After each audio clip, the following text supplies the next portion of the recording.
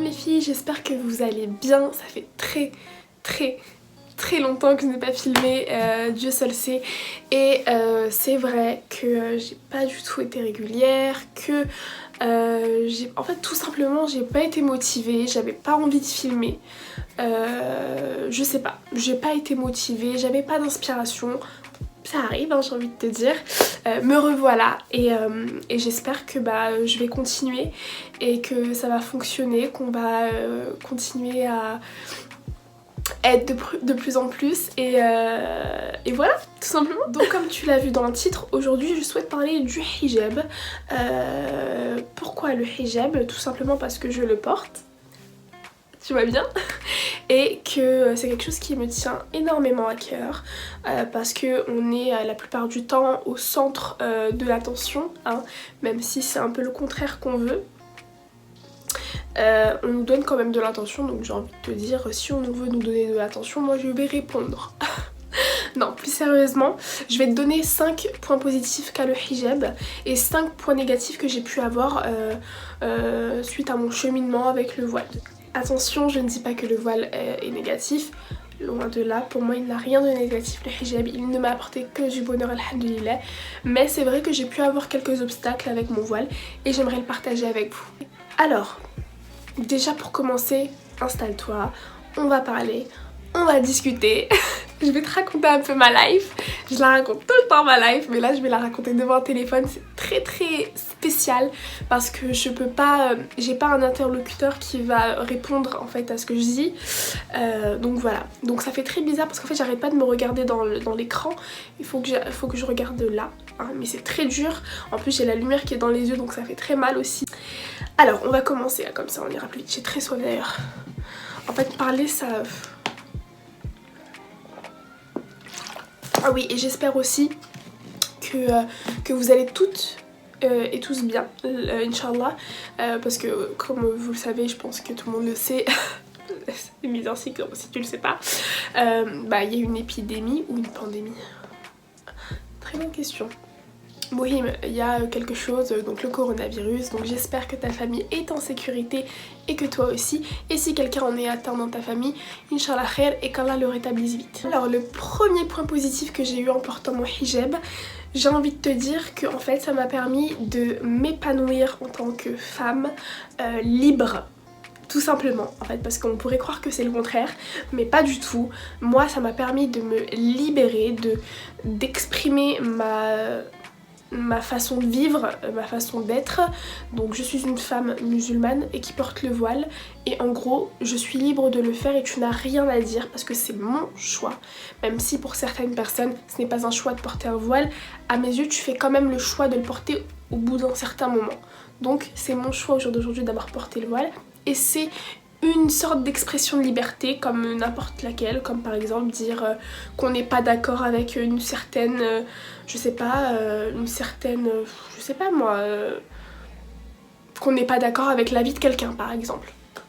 Et moi je suis pour porter mon voile en toute liberté et j'en suis très heureuse. Deuxième point positif que m'a apporté mon voile, c'est qu'il m'a permis d'affirmer. Je vais te dire pourquoi.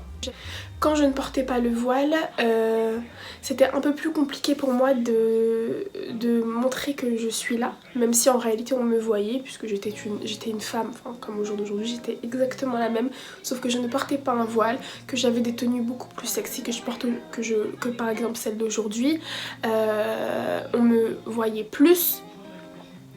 Mais ça ne changeait en rien le fait que je m'affirmais beaucoup moins, alors qu'au jour d'aujourd'hui mon voile m'a permis de, on va dire, m'émanciper, hein, en quelque sorte, même si certaines personnes auraient tendance à dire le contraire. Le voile m'a permis de m'émanciper et je pense qu'il permet aussi à beaucoup de femmes de s'émanciper.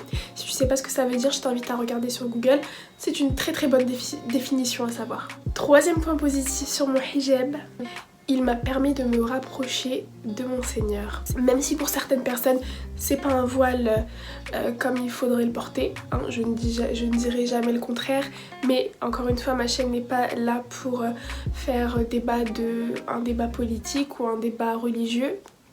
Je me suis rapprochée d'Allah en portant mon hijab. Pourquoi? Parce que j'ai fait un pas en plus vers Dieu en faisant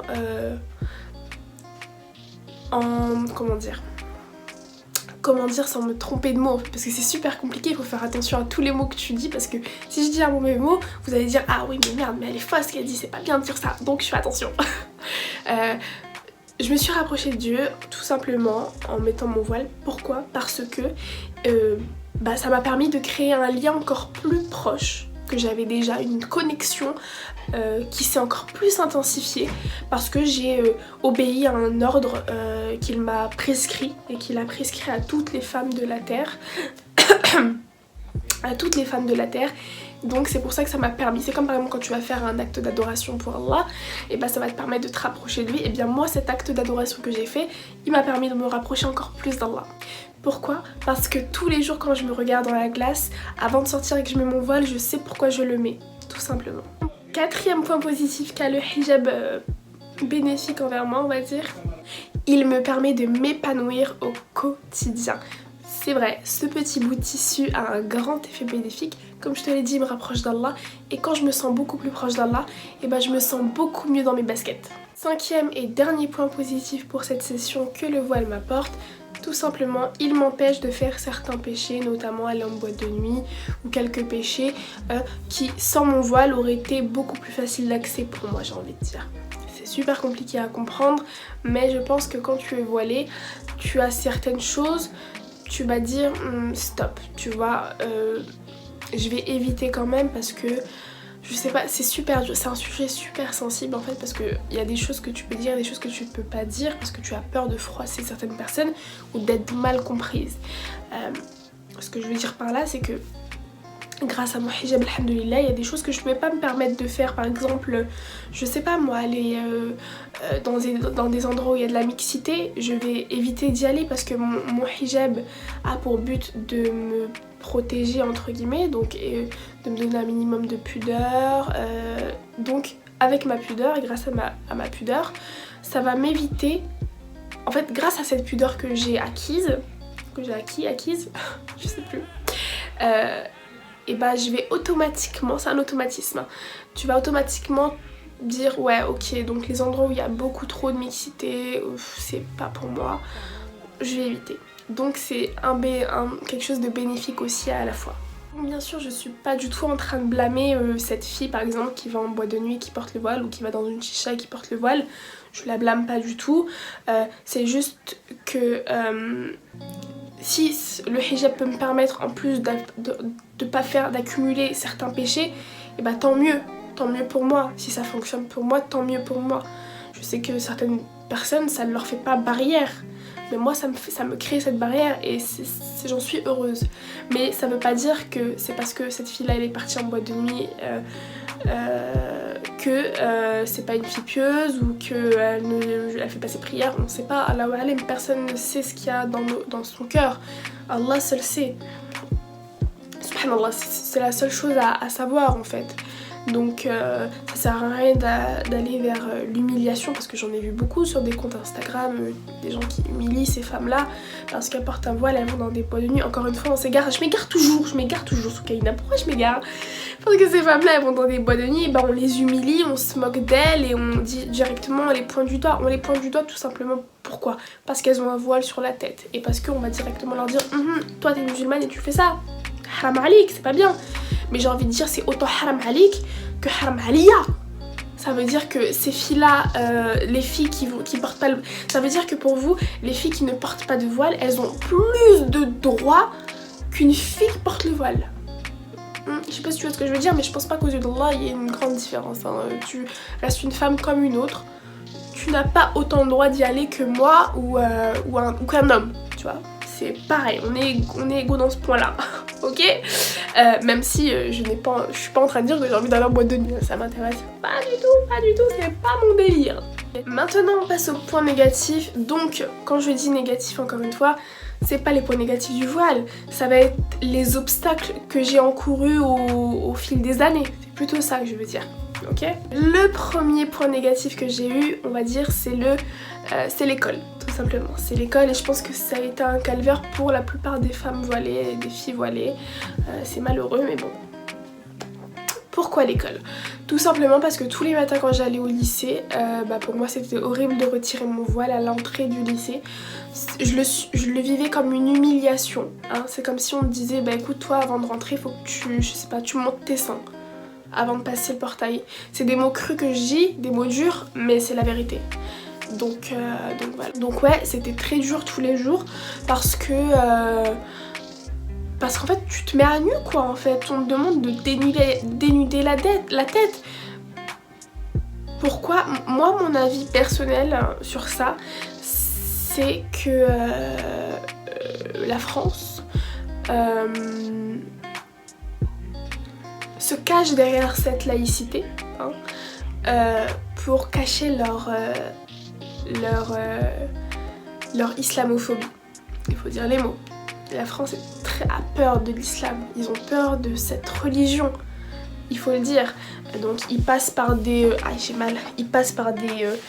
stratagèmes en disant que oui mais regardez on est laïque avec tout le monde, même si quelqu'un vient avec une croix on lui dira de l'enlever. C'est totalement faux. J'ai vu des personnes de mes propres yeux avec des croix, on ne leur a jamais rien dit du tout. J'ai vu des sœurs qui sont entrées avec, vous savez, les pantalons de Gelbeb. Les pantalons ils sont un peu, vous savez, comme en baggy. On a dit à ces sœurs là d'aller les retirer. Alors que j'avais vu quelques heures avant un garçon qui était gothique qui portait le même baggy que la femme voilée. Et lui on ne lui a rien dit. Pourquoi?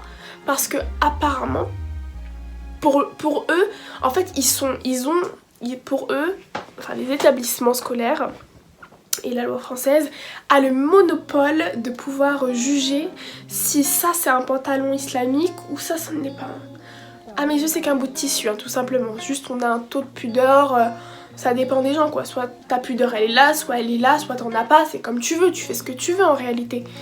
Et voilà, donc pour moi c'est de l'islamophobie cachée, je le dis tout ça. Pour ce deuxième point, je vais plus appeler ça négatif parce qu'en fait en réalité en parlant ça me paraît super péjoratif aux yeux du voile alors que c'est pas du tout le message que je veux passer. On va dire le deuxième obstacle plutôt, ce sera un mot beaucoup plus approprié.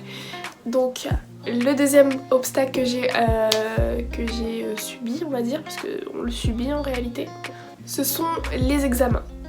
Les examens pourquoi? Parce que j'ai passé mon baccalauréat et ça a été très dur pour moi de passer mon baccalauréat. Pourquoi? Parce que il faut savoir qu'il y a des lois et que la loi ne m'empêche pas de passer mon bac avec mon voile. Donc je me suis renseignée, je me suis documentée, j'ai fait des captures d'écran du texte des lois, enfin voilà quoi. Et je me suis pas battue, mais quand je dis battue dans le sens où je me suis pas laissé faire pour aller passer mon examen avec mon voile. Donc j'ai pas passé mon examen avec mon voile dans mon établissement de base parce que je voulais pas avoir de problème, je voulais pas me mettre un stress en plus avec ces examens là parce que c'était très important, mais avec le recul j'aurais dû en fait, j'aurais dû leur tenir tête. Mais dans les autres établissements où j'ai pu passer mon examen, j'y suis allée avec mon voile. Et je vous raconterai ça, si ça vous intéresse je vous le raconterai bien évidemment dans une autre story. Le troisième obstacle que j'ai eu avec le hijab, on va dire, c'est au niveau du travail. Donc oui, on pourrait dire qu'on n'a pas d'obstacle au niveau du travail, c'est totalement faux parce que on subit beaucoup de discrimination. La première chose qu'on va te voir arriver, ce qu'on va voir c'est ton voile, donc on va se dire cette fille là elle est musulmane, laisse tomber. Donc est-ce que c'est un obstacle? Oui, mais est-ce que ça m'a apporté du khair, du bonheur par la suite? Est-ce que Allah me l'a donné autrement? Bien sûr que oui, parce qu'aujourd'hui au jour d'aujourd'hui je peux travailler au moins avec mon turban, alhamdoulilah, c'est déjà ça. Le cinquième obstacle que j'ai encouru au cours de ma vie, ça va être le regard des gens. Le regard des gens en premier temps, ça va être le regard des gens donc extérieurs, ceux qui ne sont pas du tout musulmans, qui n'y connaissent rien, qui sont limite racistes et islamophobes sans le savoir. Je pourrais vous raconter quelques anecdotes dans une autre vidéo bien sûr si vous le souhaitez. Donc si ça vous intéresse dites-le moi et je vous en ferai une vidéo, j'ai plein de choses à dire sur ça. Et ensuite c'est du côté de notre propre communauté que j'ai subi le regard des autres. Un regard pas très bienveillant, j'ai envie de dire. Ouais, pas du tout même. Donc oui, donc j'ai encouru beaucoup de mauvais regards, de jugements, de « Ah, bah t'as vu, elle, comment elle a mis son voile? Oh bah oui, elle. » Vous me fatiguez. Franchement, les gens qui font ça, wallah, vous avez pas de life. Vous avez pas de vie en fait, faut le dire. Vous n'avez pas de vie pour regarder celle des autres. C'est un truc de ouf. Je sais pas, je comprends pas. Dans notre propre communauté, on se jette des bâtons dans les roues. Tu vois, on se ralentit entre nous, mais c'est un truc de ouf. Et malheureusement, c'est comme ça, je crois, dans toute la communauté en réalité, parce que on est censé s'entraider, mais en réalité, je me demande à quoi on sert. Mais c'est fou parce que constamment, la plupart des jugements que j'ai eus, c'est celle de ma communauté. C'est fou. C'est vrai, c'est vraiment vrai, c'est celle de ma communauté. C'est eux qui me jugeaient le plus en fait. Au lieu de s'entraider, bah non, nous ce qu'on sait faire c'est se jeter des bâtons dans les roues, se critiquer, se juger, se rabaisser entre nous. En réalité, nous-mêmes on salit notre religion. Nous-mêmes. Parce que nous-mêmes on donne une mauvaise image de notre religion. Comment vous voulez que les gens pensent du bien de nous alors que nous, on leur donne une image de personnes qui ne s'entraident pas, qui ne sont pas soudées, qui n'avancent pas main dans la main. Je suis désolée.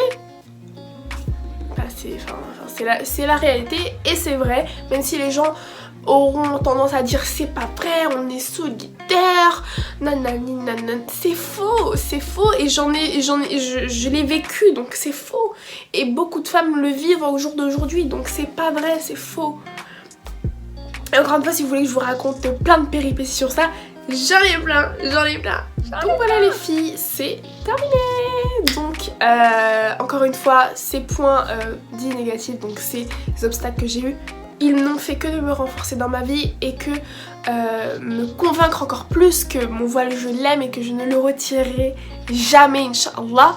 Jamais, parce que je l'aime de tout mon cœur et j'ai pas du tout envie de l'enlever et je me sens très bien avec, alhamdoulilah. Donc moi j'espère vous revoir très bientôt pour de nouvelles vidéos.